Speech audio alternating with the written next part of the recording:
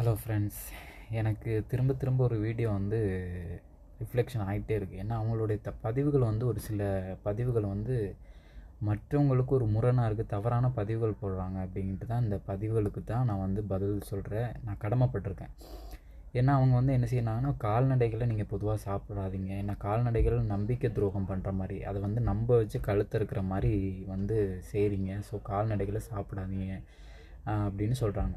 இப்போ கால்நடைகளை சாப்பிடக்கூடாது அப்படின்னா நம்ம தாவரங்களை சாப்பிட்டா மட்டும் அது சரியாயிருமா அப்படின்னு என்னோடய கேள்வி. ஏன்னா அறிவியலாளர்கள் கண்டுபிடிச்சிருக்காங்க, தாவரங்களுக்கும் உயிர் உண்டு அப்படின்னு சொல்லி கண்டுபிடிச்சிருக்காங்க.